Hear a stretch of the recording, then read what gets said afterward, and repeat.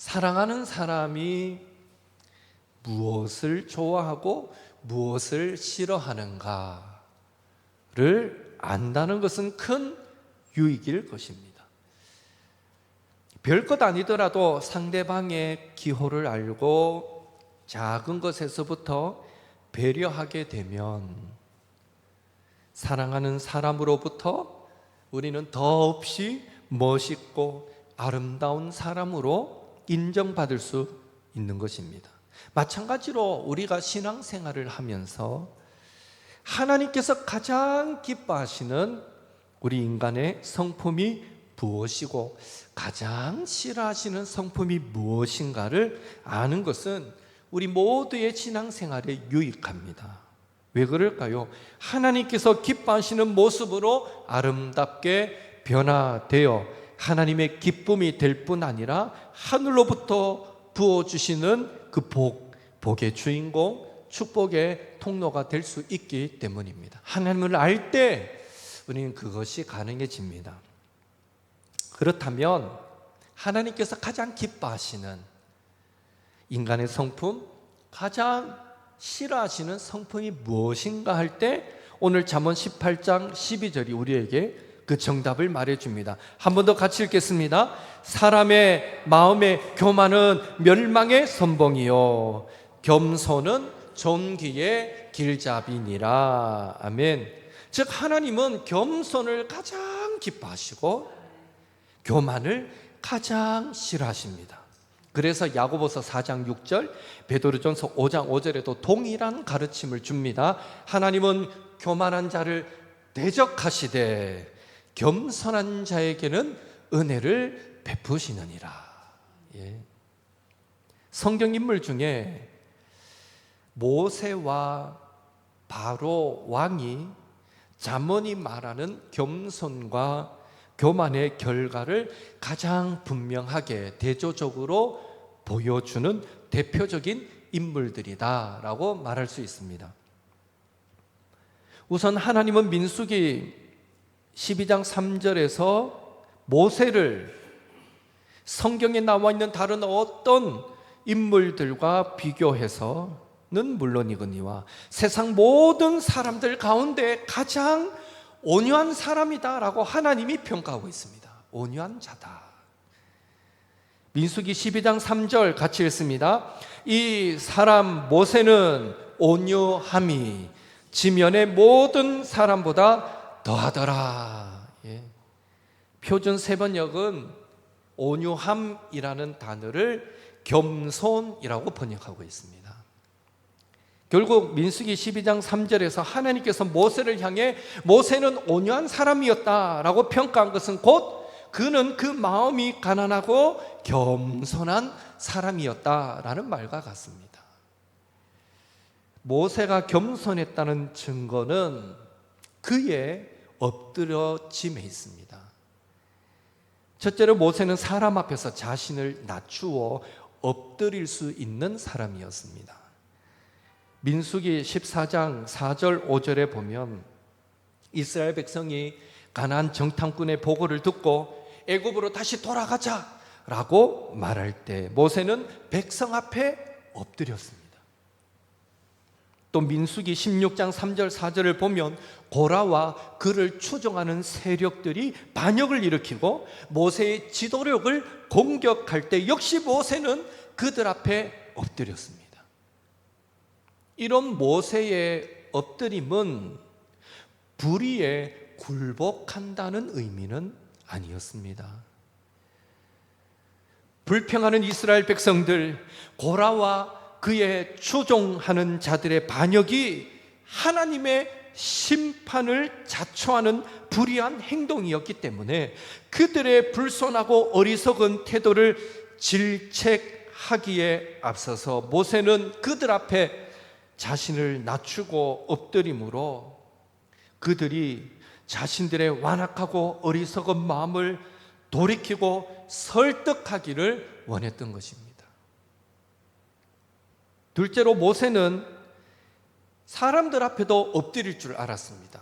그들의 분노한 마음을 가라앉히기 위해서라도, 그들이 잘해서가 아니라 그들의 잘못됨을 그래도 제대로 지적해 주기 위해서라도 사람 앞에 엎드릴 줄 알았고, 또 모세는 하나님 앞에 엎드리는 삶을 살았습니다.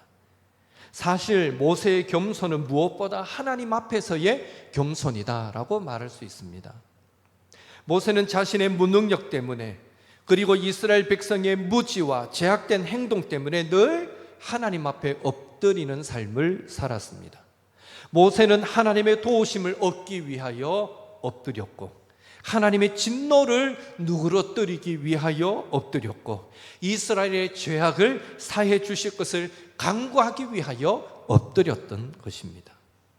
민수기 16장에서 이스라엘 백성들이 모세를 대적해 반역을 일으킴으로 하나님께서 진노하시고 이스라엘 백성들을 내가 진멸하겠다라고 선언하실 때, 모세는 하나님께 엎드려 그 진노의 마음을 돌이켜 주실 것을 간구했습니다. 또 민수기 20장에서는 가데스 광야에서 이스라엘 백성들이 물이 없다고 불평하면서 모세와 아론을 대적하게 될 때에, 모세는 너희들이 도대체 나에게 왜 이러느냐고 그렇게 말하면서 그들을 직접적으로 상대하기보다는 하나님이 임재하시는 회막으로 나아가서 무릎 꿇음으로 하나님의 음성을 듣는 모습을 보게 됩니다. 하나님께서 온유하다고 인정하신 모세가 직접 그의 삶으로 보여주었듯이, 하나님께서 인정하시는 온유함은 하나님과 사람 앞에 무릎을 꿇는 것, 엎드려지는 겸손임을 저와 여러분이 믿으시고, 우리도 모세처럼 매사에 어려운 일을 만나도, 억울한 일을 당해도 항상 하나님을 찾고 그 앞에 무릎을 꿇으며 사람을 대할 때에도 나보다 남을 낮게 여기는 겸손함으로 그들을 대할 때에 하나님께 너는 참으로 온유한 자구나, 그렇게 인정받는 우리 모든 옥토의 성도님들 되시기를 예수님의 이름으로 축원합니다. 모세가 온유하고 겸손함으로써 하나님 앞에 무릎 꿇게 되었을 때에 그 결과가 어떻게 되었습니까? 인간적으로 불가능했던 출애굽도 가능했습니다. 완악하던 이스라엘 백성이 결국에는 모세의 지도력에 순종하게 되었습니다. 그리고 모세는 그의 형과 이스라엘 백성들 앞에 하나님처럼 높아지게 되었습니다. 모세는 백성들을 누그러뜨리고 바른 길로 인도하려고 그를 향해 대적하고 돌을 던지려고 하는 그들 앞에 납작 엎드려져서 제발 이러지 말아라고 그렇게까지 자기를 낮출 때, 마침내 하나님은 모세를 모든 백성들 앞에 존중받고 인정받는 자로 높이 들어주셨던 것입니다. 하나님처럼 여겨지게 만들어주셨죠. 그리고 궁극적으로 모세는 하나님께서 크게 사용하시는 일꾼이 되어서 한 번밖에 없는 인생을 하나님을 위해 멋지게 살아드리는 그런 인생의 주인공이 될 수 있었습니다. 어떻게 이 일이 가능했습니까? 겸손하게 무릎 꿇음으로 가능했습니다.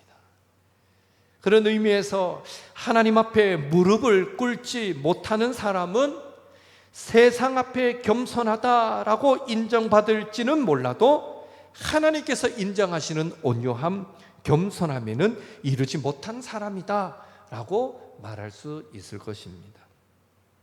우리도 모세처럼 우리 자신의 무능함과 연약함을 인정하고 날마다 하나님 앞에 무릎 꿇어 기도하시기 바랍니다.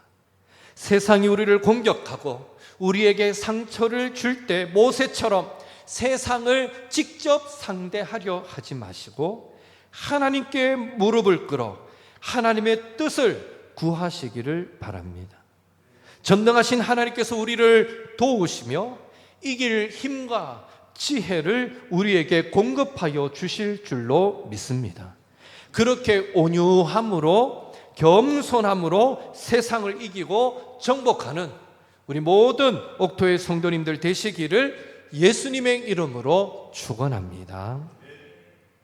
이렇듯 모세가 온유하고 겸손함으로 하나님과 백성 앞에 존귀함을 받는 그런 사람이었다면, 반대로 바로 왕은 교만함으로 하나님을 거역하고 멸망을 자초한 사람이다라고 말할 수 있습니다.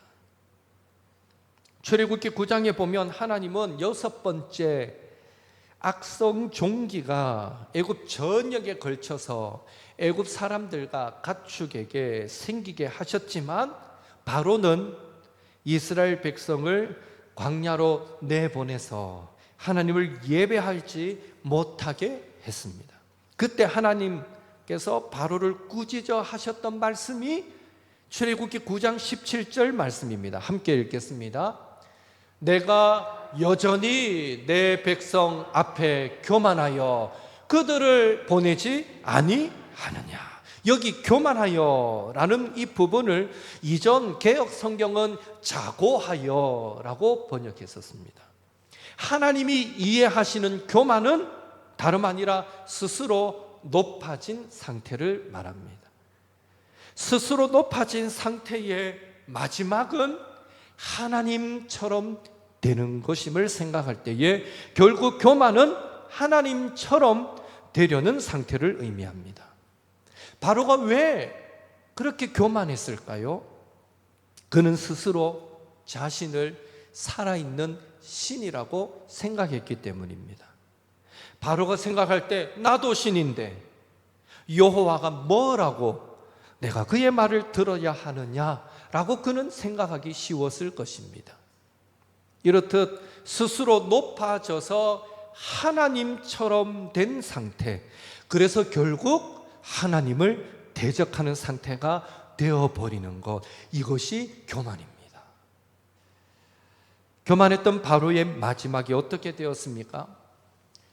6번째 악한 이 종기 재앙 후에, 악성 종기 재앙 후에 7번째 우박의 재앙에서도 바로는 하나님 앞에 항복하는 듯 했어요. 이스라엘 백성을 다 내보내서 하나님을 예배하게 해줄 것처럼 하다가 또 모세가 하나님께 구하여 그 우박이 멈추니까 또 이스라엘 백성들을 내보내지 않고 더 강팍해지는 모습을 볼 수 있었습니다. 이렇듯 거듭거듭 하나님의 경고에도 바로는 계속해서 더 완악해져 갔습니다. 8번째 메뚜기 재앙에도 9번째 흑암 재앙으로도 이 바로의 마음은 바뀌지 않았습니다. 결국 어떻게 됐습니까? 10번째 장자의 죽음의 재앙. 네, 아들도 죽고 온 애굽 백성들, 그 가정의 장자들이 다 죽는 그런 재앙을 결국 스스로 자초하고 말았던 것이죠. 사실 교만함으로 가장 큰 재앙을 불러온 사람은 아담과 하와일 것입니다.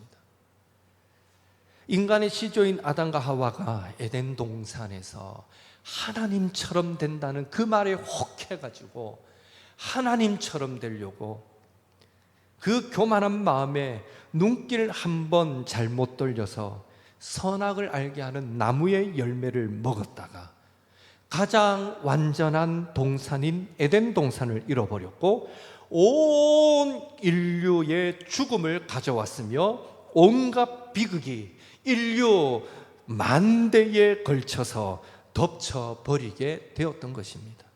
아담과 하와는 하나님처럼 되려는 교만으로 인해서 선악과 한번 잘못 따먹었다가 온 인류에게, 오늘 우리에게까지 빚진 인생이 되고 말았다라는 것입니다.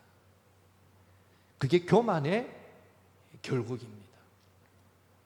오늘 우리도 하나님 앞에서 스스로 높아져 가려 하는 그 교만함 멈추지 않게 되면, 자기 잘난 맛에 살면서 하나님의 영광을 가로채게 되면, 겉으로는 은혜를 말하지만 그 중심에 이제 나는 나 혼자서도 잘 살 수 있고 잘 할 수 있어 라는 생각으로 하나님의 능력을 자신의 능력으로 대신하게 되면, 그래서 결국 우리의 모든 교만의 행위가 나도 모르는 사이에 하나님을 대적하는 것이 되면 바로처럼 우리 자신의 영혼도 점점 병들어가게 되고, 더 나아가 사랑하는 내 가족에게도, 성도에게도, 내 직장 동료에게도 하나님의 심판을 가져올 수 있다라는 사실을 우리는 두려운 마음으로 기억해 볼 필요가 있습니다.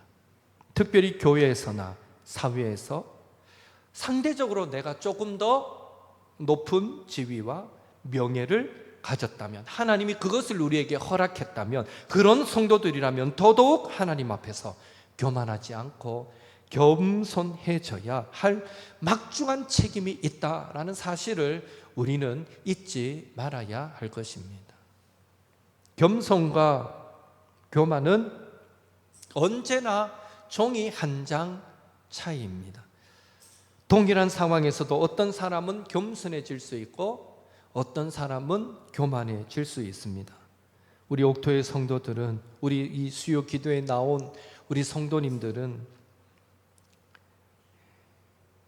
어떤 상황에서도 스스로 자신을 낮추고 엎드려서 그렇게 교만이 아닌 겸손함으로 우리의 가정, 교회, 일터, 나라에 하나님의 도우심과 하나님의 축복을 가져오는 그런 복의 통로로 아름답게 쓰임받게 되기를 예수님의 이름으로 축원합니다. 내가 겸손하면 하나님이 내 가정도 복 주시고 내 일터도 복 주시고 내 인생 가운데 하나님은 놀라운 복으로 함께 하신다 믿으시고, 늘 하나님 앞에 겸손하려고 나의 연약함을 늘 아뢰고 하나님의 능력만을 구하면서 그렇게 겸손히 살아가는 저와 여러분 되시기를 한 번 더 예수님의 이름으로 축복합니다.